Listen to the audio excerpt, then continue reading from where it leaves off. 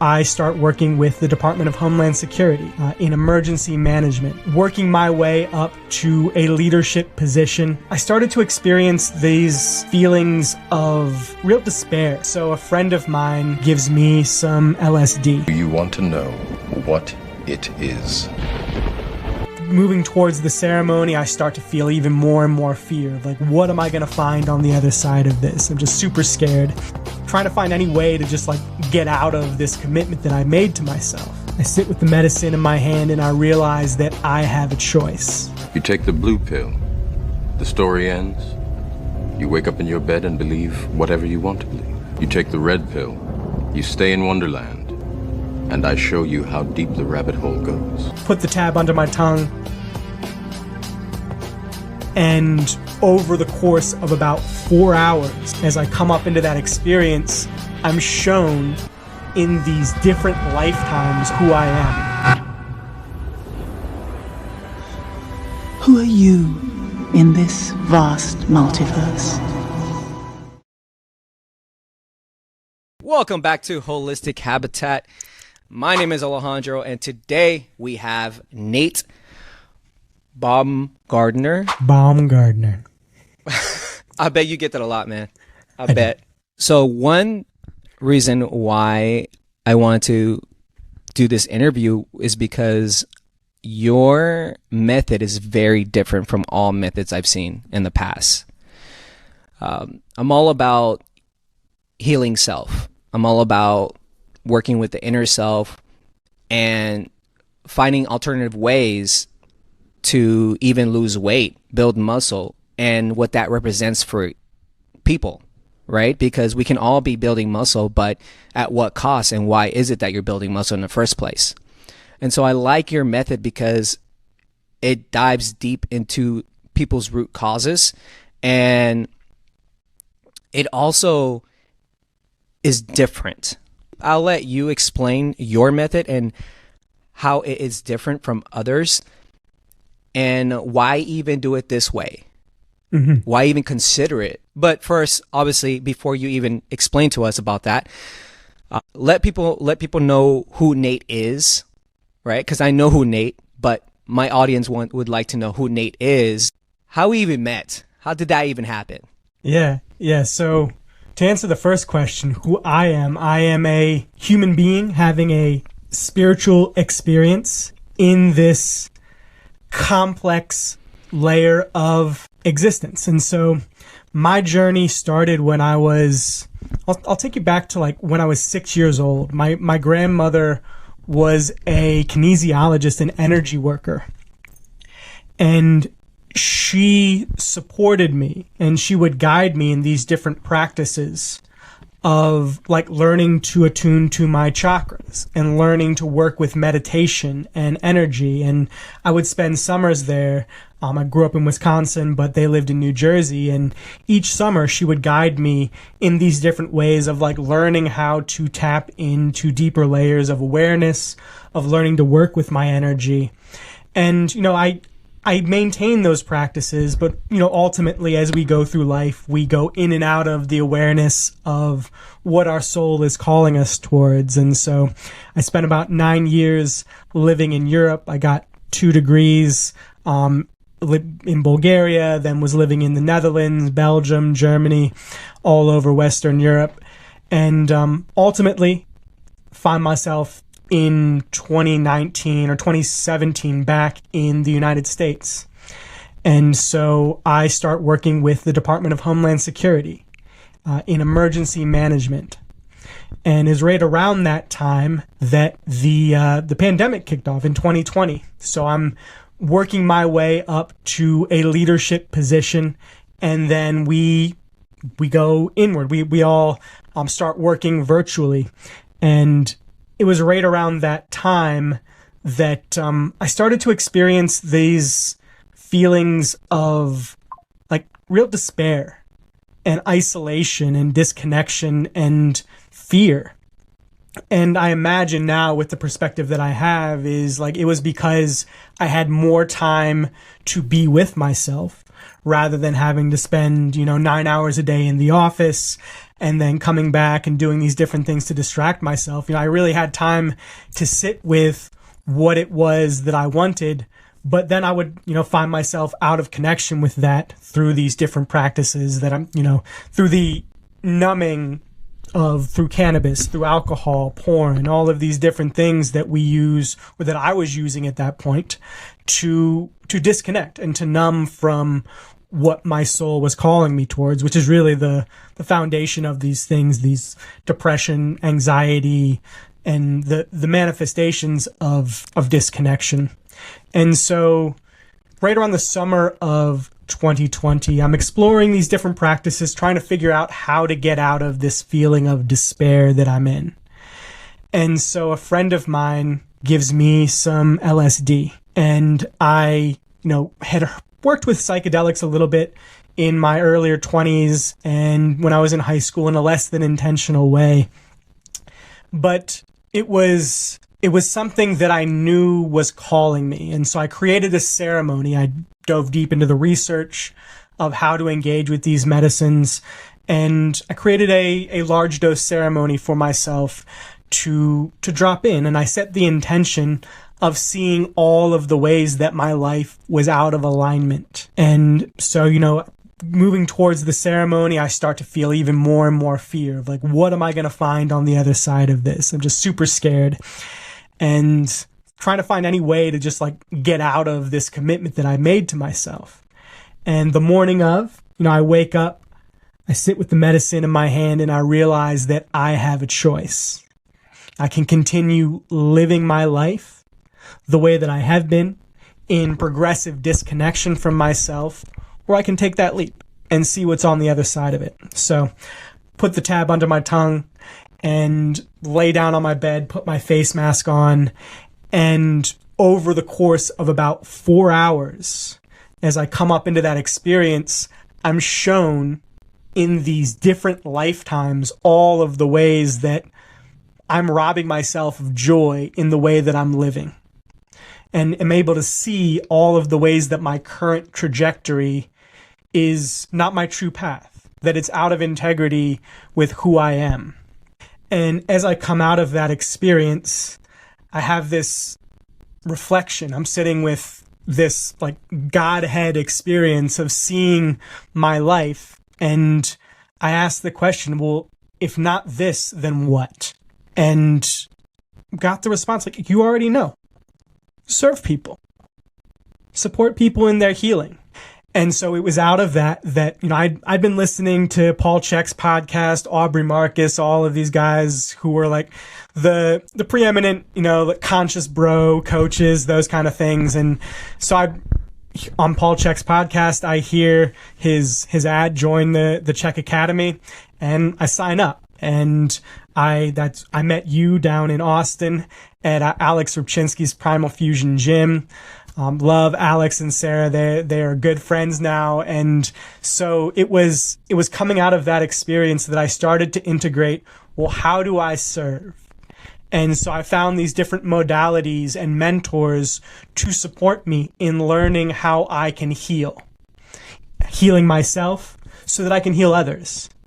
And so as I moved through these different practices, I was also beginning to integrate microdosing mushrooms and also macrodosing mushrooms in these different practices. And so over about 7 months, I played around with different microdosing protocols and began to dial in what really works, the science behind why it works, and then how do we use these as tools to magnify our purpose, to really create the life that we want through the actions that we're taking in the sphere of holistic healing our mind, healing our body, healing our emotional state, so that we can be in connection with the soul, so that we can really attune to our higher self. And so since then, I quit my job with the Emergency Management Agency, FEMA, in 2021. And since then, I have been living nomadically, running my coaching business. I also facilitate breath work as a non-plant psychedelic experience. And I'm a musician. I play guitar and drum and flute and integrate all of that into ceremony as well. So this has been a real deep exploration of the past 3 years into like what my soul is calling me towards and how I can continue stepping into that edge of what my life is becoming and what do I really want and how do I go about creating those things through learning how to listen. Did you script that? So my origin story, I have like practiced, and at this point I've been on enough podcasts to be able to tell it in a compelling way. So, since we're talking about mushrooms, I would like to salute you with Everyday Dose Mushroom Coffee. Love it. Yeah. Functional. Mm-hmm. So, what's the difference between functional mushrooms versus the micro dosing? So adaptogenic mushrooms, we think of mushrooms like lion's mane and chaga and reishi. They are non-psychedelic, but in their adaptogenic properties, they affect different aspects of our nervous system. So for example, we think about lion's mane. Lion's mane supports us in like BDNF and in like helping our neurons connect so that our memory is improved. We're thinking our memory is better. We're thinking clearer. And, these other mushrooms also support our ability to just feel at ease, to feel a lower levels of stress and more calm. So just like overall, like adaptogenic means they support where they're needed. So like that's really the role that mushrooms play in nature, which is like, funneling nutrients to trees. And they're just such an adaptive organism that it makes sense they play that role in our bodies. So the difference between adaptogenic mushrooms or functional mushrooms and psychedelic mushrooms is that psychedelic mushrooms affect us at the psychological level in shifting the perception of our reality at different levels. Like I coach microdosing. I also facilitate larger dose heroic ceremonies. And so at the lower subperceptual level, they work to make new neurons fire together in our brain. They allow us to produce more glutamate and brain-derived neurotrophic factor, which supports like memory and cognition. And if you look at the molecule of psilocybin, which is the active compound in magic mushrooms, it looks very similar to a serotonin molecule. And so it operates along our 5-HT2A pathway to function similar to that of serotonin, which is responsible for our mood, for our emotional regulation and memory. And so it makes sense that we see all of these different positive, beneficial aspects of like microdosing that can be amplified when we bring in these different practices that I work with in my coaching programs. So at the lower doses, that's typically like we experience more presence, more calmness, more openness. And also we want to make sure we're setting intention with the medicine because they're non-specific amplifiers. They amplify what is happening internally. So ensuring that you're in a calm, connected state when you set your intention and then going into that experience so that you are getting what you want out of it.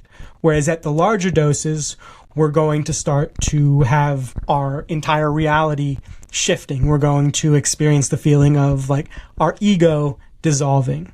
I know you experienced ayahuasca and you likely had an experience of the ego dissolution, and what science explains as ego dissolution, explained in like neurological terms, we have this group of interconnected regions in our brain called the default mode network.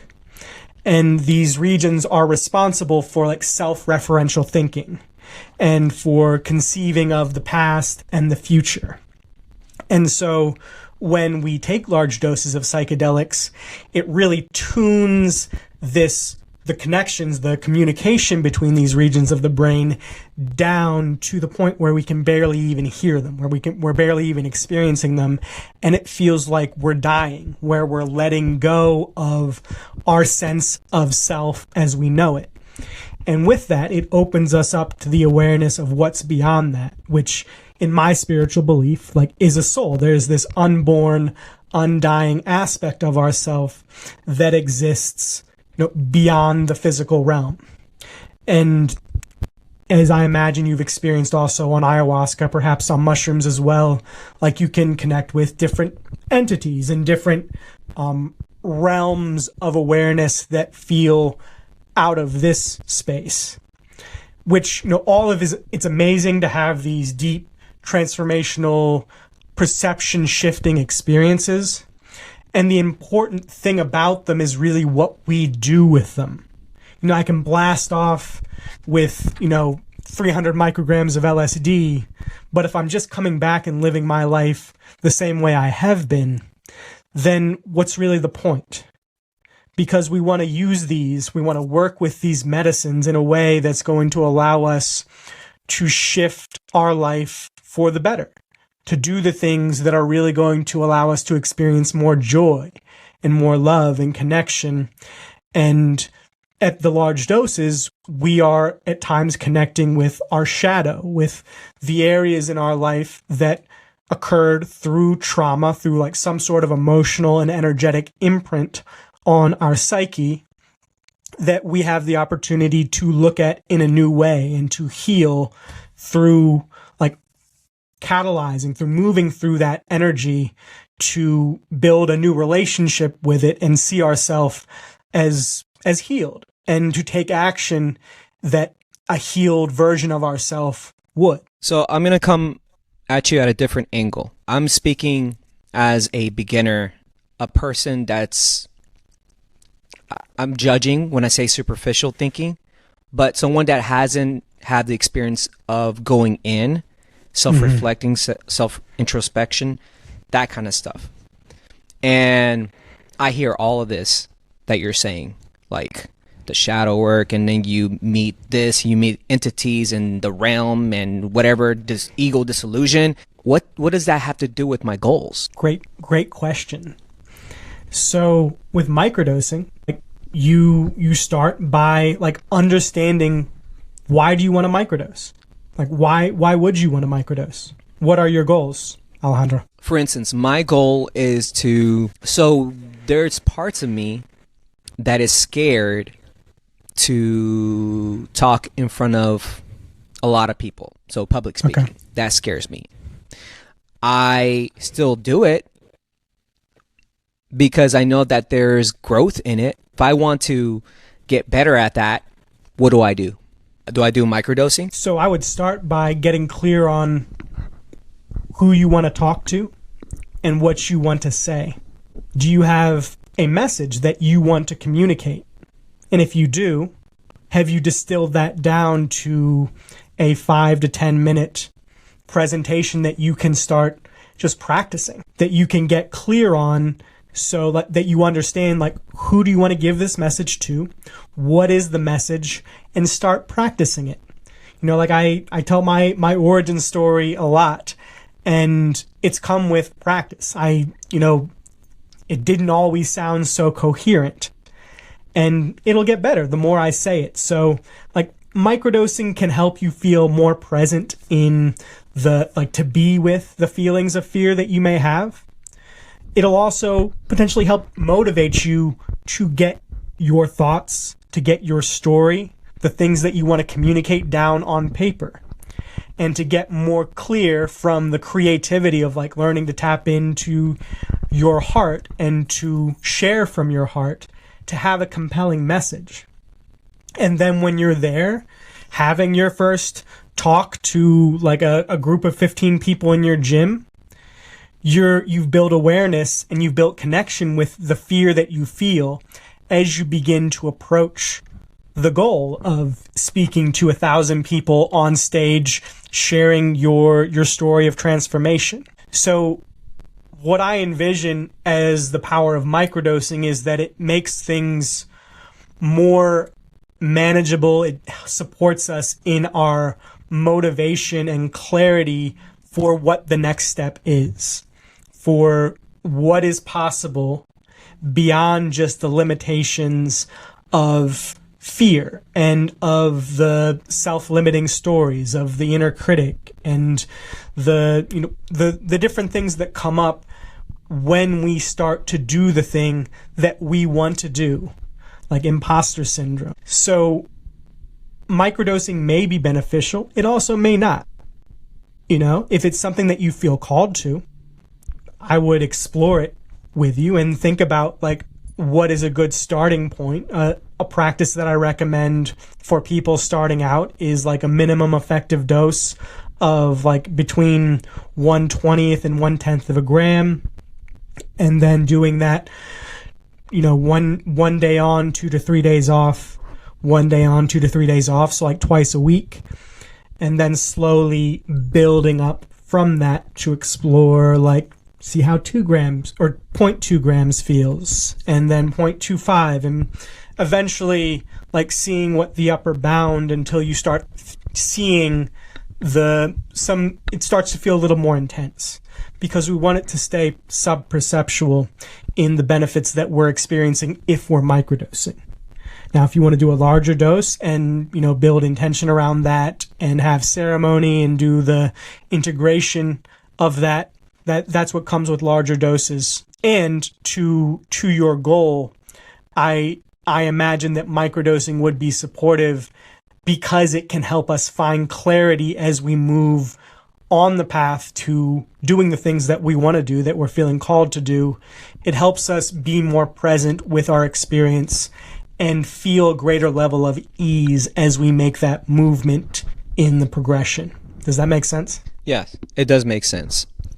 There is this guy I follow. His name is Ben Greenfield. I don't know if you ever heard about him. I'm familiar. And he talked about that there's a protocol when you're taking these microdosing.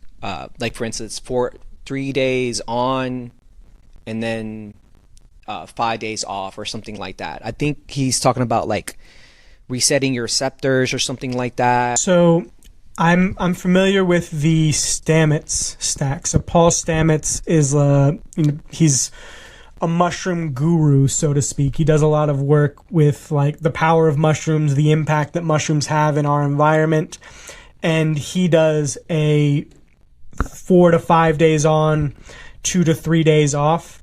And that can really be supportive of like if you have had CTE or traumatic brain injury or things like damage to your brain.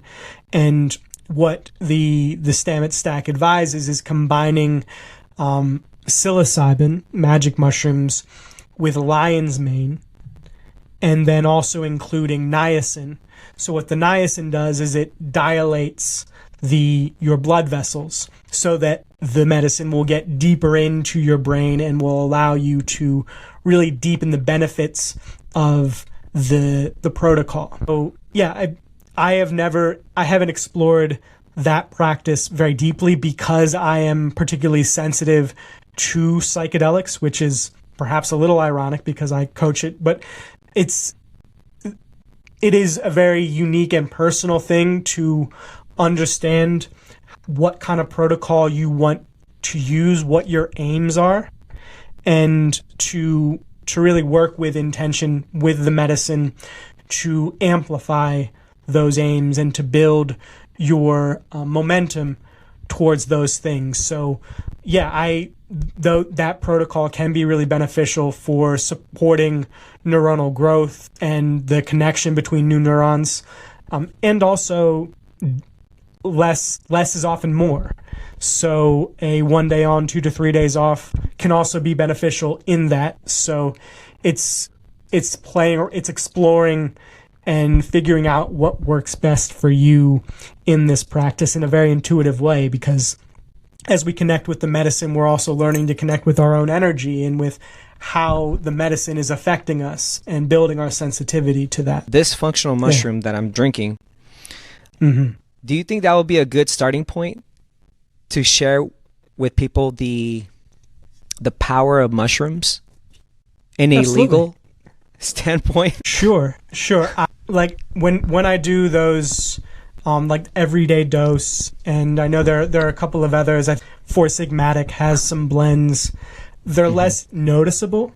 So I like to go on and get, I know Paul Stamets has host defense and different things where you can take larger amounts of non-psychedelic mushrooms, of functional mushrooms, to really experience what it feels like to be on a larger dose. And you can really feel the energy in your head and feel the blood flow in your brain. And that can be an interesting experience to have. And I absolutely do agree that functional adaptogenic mushrooms are a great entryway to introduce people to the power of mushrooms and the principles behind why we work with mushrooms and why mushrooms can be so healing for us. So yeah, 100%. That when you say like you feel it, at least in my experience, I find that people cannot feel. And maybe this is an entry point as well, like to finally feel your body, to know what it feels like to feel sensations, emotions, a state of bliss, state of bliss. I can see people get that, at least in my experience. I get it with coffee when I drink it. A state of ecstasy. Something about coffee just changes my mood. But there's a side effect to coffee as well. For instance, I get anxiety, right? Which is why I changed it to functional coffee mushroom. Do you think that most people cannot feel, like percentage-wise? Most people cannot feel their bodies, coherence, mind, body, spirit. I think that most people, I won't even say most people. I know that there are people, and there is a structure that is designed to disconnect us from our hearts, from our emotional body. And it likely starts as you come up into as you grow up, like your parents. They perhaps tell you that it's wrong to, scream and cry and throw a tantrum. Like that's a bad way to express your energy. A good way is to sit and be calm and whatever the story is. And then we grow up and we go to school. And there are all these ways of like what it means to be good and what it means to be bad in the context of school. And so as we progress, we're being taught how to disconnect from our emotions, because that is what, like, we're being normified. We're being put into this box of standardization of how to be a functional society or functional human being in our culture. And so in that, I would say that we are conditioned to disconnect from our emotional body, from our spiritual body, through these different practices that are projected onto us from our religion, from our culture, from our schooling, our education, and our upbringing. And it comes upon us to learn to reconnect, to learn to tap back into what it feels like to safely be in our bodies, to understand our emotions, and allow them to come out of us in healthy ways, to move through the energy of them. Emotion, energy in motion, as Paul Chek says, is like our emotions are moving through us. And any emotion fully felt is bliss. So when we give ourselves the space and the tools to effectively process our emotions, we're going to, on the other side, inevitably end up in a blissful state. But often that comes with being with the rage, being with the sorrow, the grief, the tears, all of the different manifestations that come out as energy as we learn to allow this to move through us and to process it, as it's quite literally stored in our body. Plant medicines are one way that we can learn to do this. There's also breath work.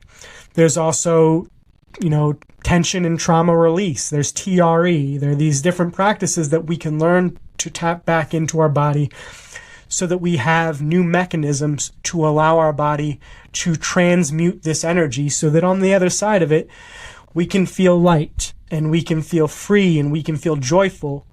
But until we do that, it'll be really hard to see with a clear lens an empowered reality, a long-term vision that is a representation of what our soul is calling us towards, because we're going to be seeing through this lens of all of our past conditioning and disconnection from self. Is that why people rebound when they're setting goals, or without feeling their emotions, their sensations, and just follow the SMART goal that this is what I have to do?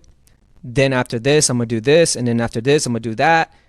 And then what happens next, at least in my experience in the past, I would go back and self-sabotage. I'm just saying, like, is that why people cannot, they're always seeking help. They're always looking to figure out why they can't get to the goals that they want to get to. I can't speak for everybody, but I can speak for myself. And I know that when I get to a point of progression and a level of, like, I've done the thing that I want to do and now there's something new, there's always going to be a fear that I feel inside of me of what's on the other side of the unknown. Like, with that next lofty goal, like, there is a level of the inner critic that jumps in and says, just go back and, this is too hard, or, you're not doing good enough. You're not doing enough of X, Y, and Z, and you might as well just quit. So with all of these voices that manifest in our consciousness, like, we can learn to build relationships with them. We can learn to communicate to them. And this is known as parts work, like learning to work with, I'm sure you've had somebody in a session say, oh, part of me feels like this. We can learn to connect with that part of us and to build a relationship with it so that it says something to us. We meet it with love. We meet it with firmness, but we meet it with love. We meet it with compassion as an aspect. We don't let it control our decision making, but we understand it as a component of something that we've learned, not that we are. No, that totally makes sense. Because I think, and I see this just based off of my experience and even my clients. Right. So it's very easy to say that I suck and I'm doing it wrong and I should have done this and I could have done that. Even my clients, I pick that up. I see what they're saying and I'm like, ooh, and I want to say something to them to tell them, hey, don't do that. And so the question here is, do you think it's the whole conditioning thing you were talking about? How we're so conditioned to hate ourselves? I don't know if we're conditioned to hate ourselves. What I imagine is we are conditioned to be responsive to fear more than love, because fear is what we're controlled through. Fear is what makes us compliant. Fear is what makes us consume.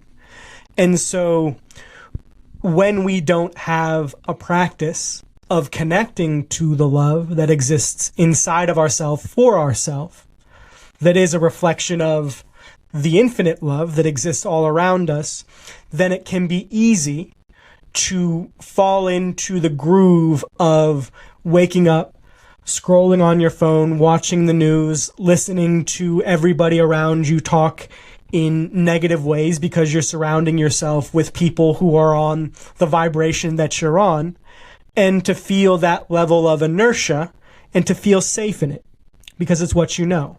And so as we begin to, decalcify that sense of love, that, barrier that can exist around our heart that is blocking us from first and foremost loving ourselves, we start to feel deeper levels of love, but also these other emotions that we talked about, like grief, like anger, like sorrow, sadness, that can feel uncomfortable because they have been taught to us as wrong. It's wrong to express rage. It's wrong to overtly grieve and cry. It's not manly to shed tears. All of these different stories that are projected onto us that we internalize as true and create emotions of shame and guilt and these things that are a part of the shadow. So I'm not sure if that answered your question. However, when it comes to, like, if people around me are saying things like, I hate myself, or I just can't do it, or whatever it may be, as a disempowering self-reference, I will first ask them, like, may I provide you a reflection? Are you open to being coached? Are you open to having a language shift? And for me, I find, based on my human design, which we won't go into, my strategy for connecting with people is to inform. And one of the ways that I inform is through asking questions.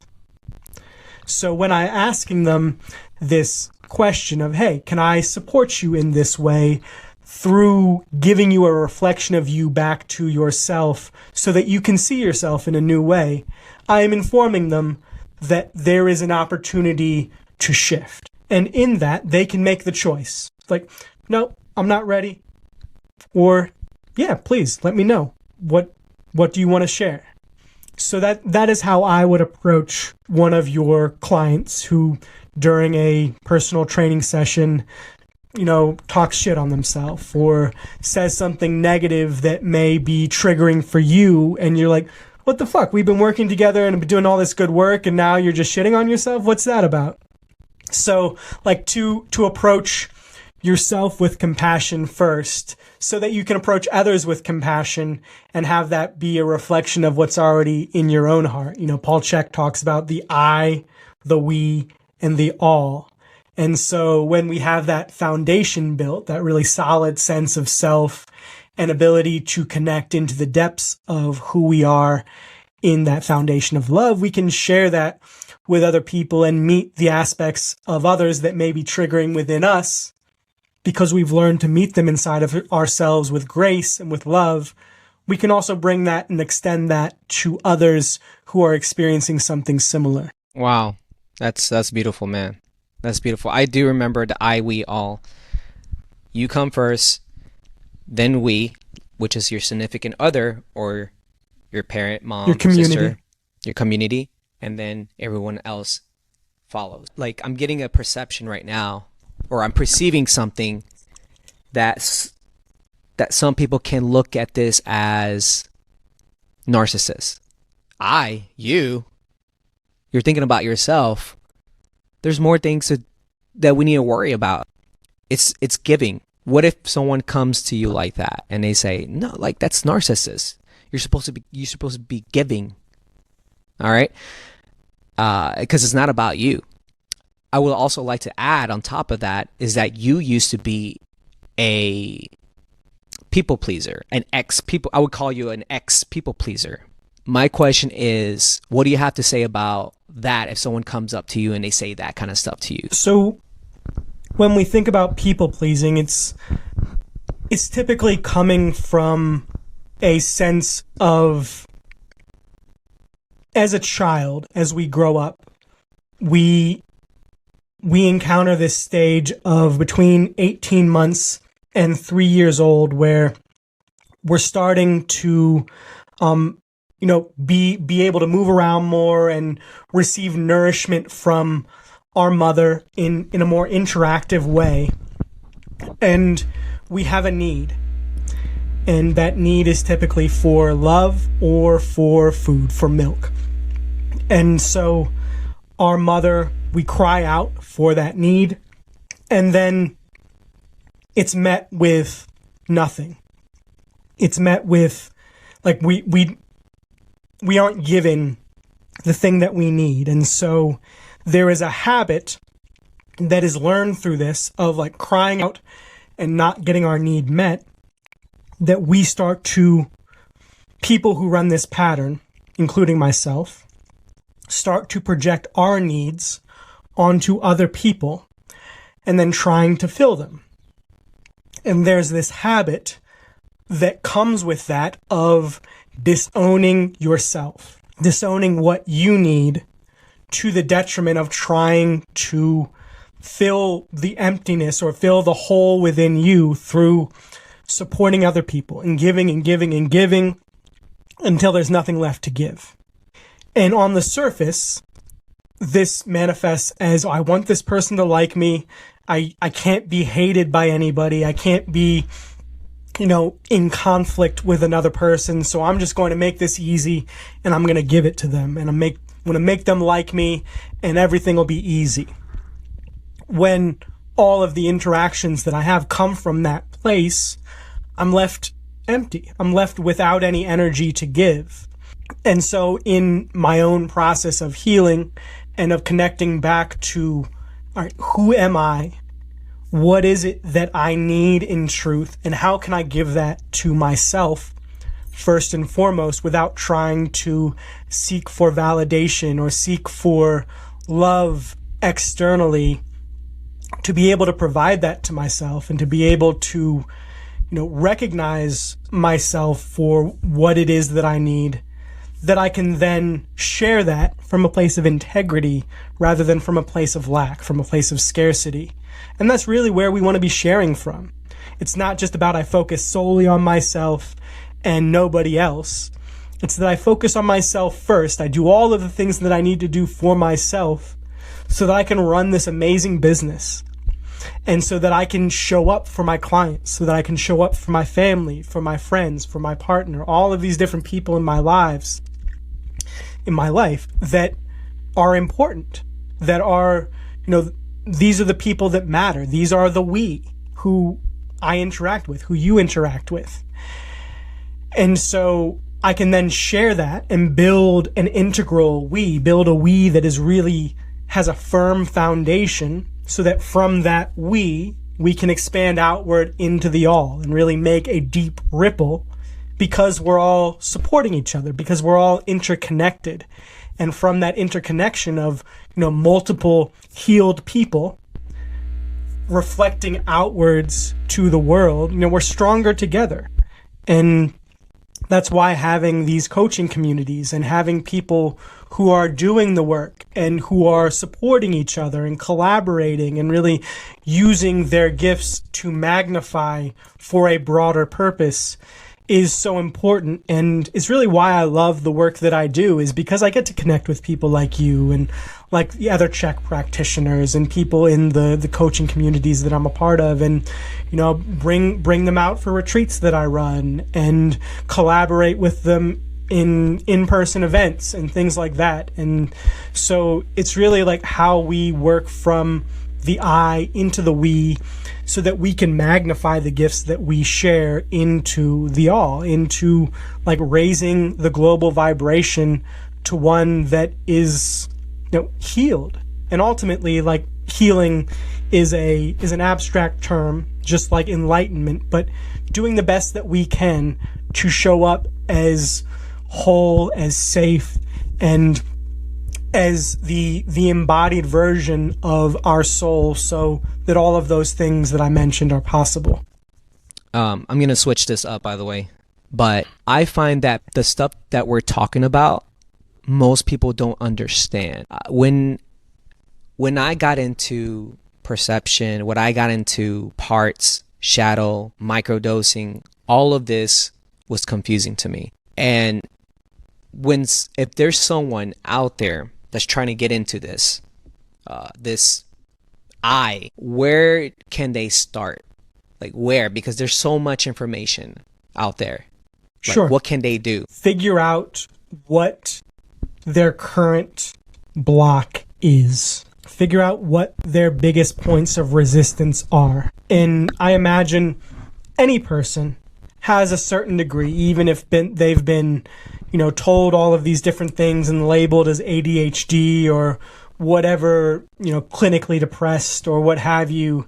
They know intrinsically what their biggest block is, and then find a modality of healing that they align to, that resonates with them. Some people really like, cognitive therapy.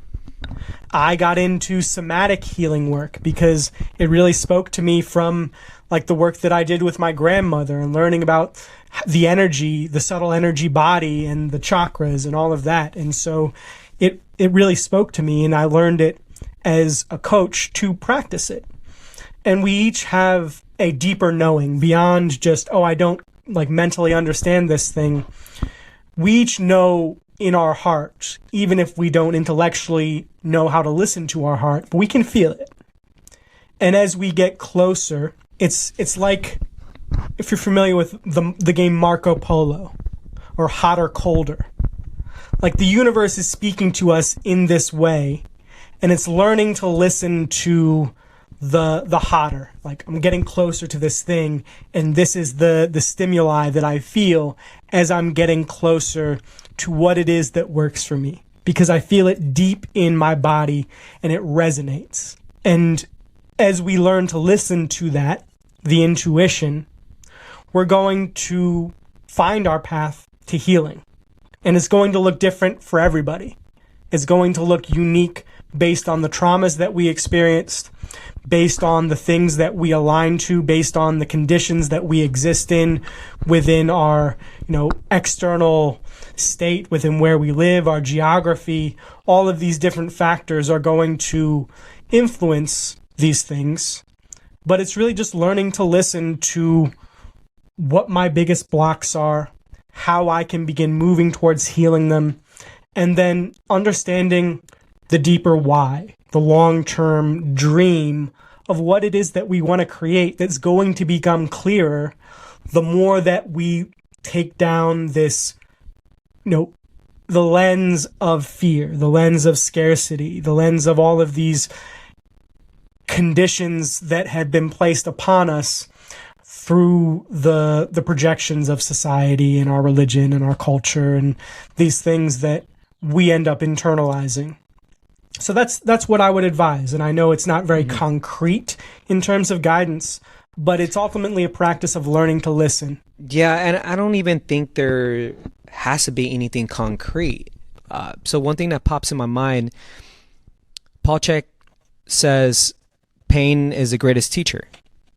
And whatever that major pain is for that person, they're going to find a way to heal or to recover from it. And they would just going to have to go from one modality to another until they find something that actually helps them. But it has to be so painful that they have to do something about it. For instance, one pain that I had was being overweight.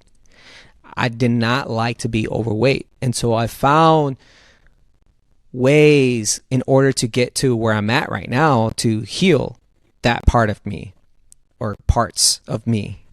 And it's still a journey, but I've learned so much from this path of trying different modalities. I've tried the calorie restricted diets. I've tried many fasting methods. I've tried workouts, and now I'm here knowing tons of modalities to heal myself, because I knew I had a problem with being overweight, and there was trauma on all that. People judge me left and right. And so learning this other modality of holistic psychology work is helping me learn more about my traumas. So this is a new phase of my life that I'm learning. Yeah. And ultimately, like what you're saying, the pain teacher can show up as the feather, the gentle nudge. Then there's the brick, which is like, oh, that kind of hurt, but Then there's the Mack truck, like slap right across the face. And a lot of the times it does take the Mack truck to wake us up to what that shift needs to be. And learning to make that shift in time and learning to listen to what the pain teacher is telling us so that it doesn't need to be a catastrophic awakening. It can happen at the subtler and subtler level when our life becomes out of alignment in different ways, in different avenues. That can happen as we go along the journey and we develop different habits and control patterns to the trauma that we experienced. And the best of us have vices and have things that we turn to because they feel good. Caffeine, nicotine, cannabis, these different things that we can at times use as a benefit that serve our life in some way, but that we can take out of balance when we use them to too much of a degree. Amen. Jesus, man.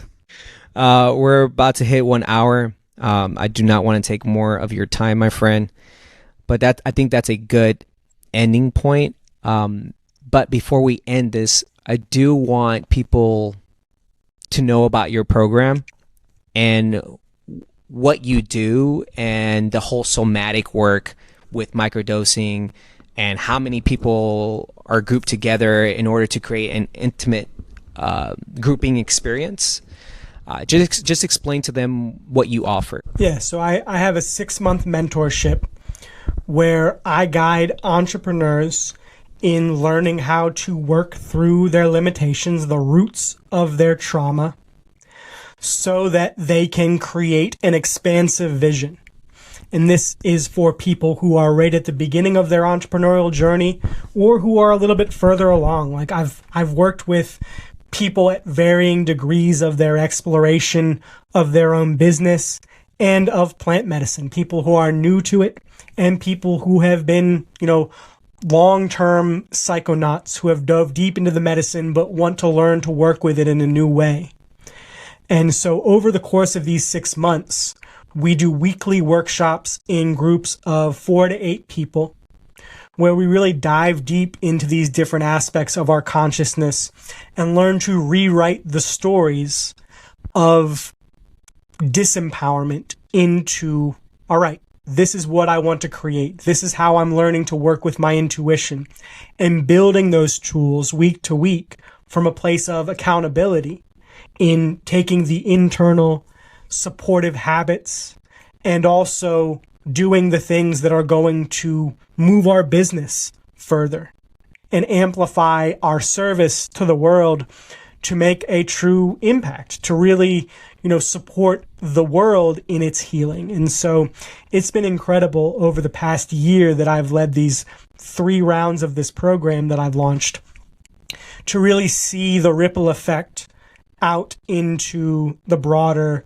community and to create a tribe of people who are learning to work with the medicine as this as an entity, as this embodied energy of the earth, because that's what mushrooms are. Like, if they are the neural network of the earth, quite literally, they are the internet of Gaia.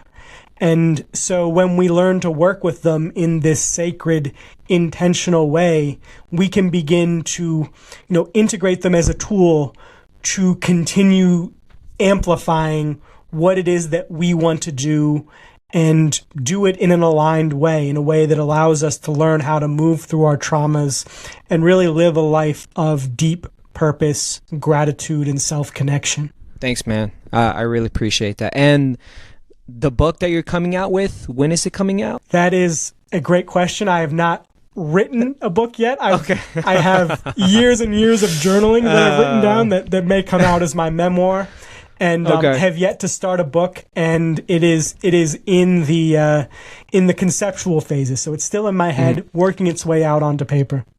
Okay. I am expecting a book, though. You will be the first on the list of signed copies. Hell yeah, man. VIP treatment. I like that. All right, my friend. Well, we'll end it here. Thank you, Nate. Everyone, Holistic Habitators, all of the link will be in the description down below. His Instagram. I believe you do have a YouTube channel. I don't post a lot on YouTube. Nope. However, if you want to find on YouTube, I can include that link as well. I've got some that'll give them breathworks more up resources. Cool. Yeah, that's great. And as always, everyone, thank you all for listening to this podcast, and I will see you on the next. Namaste. Lots of love.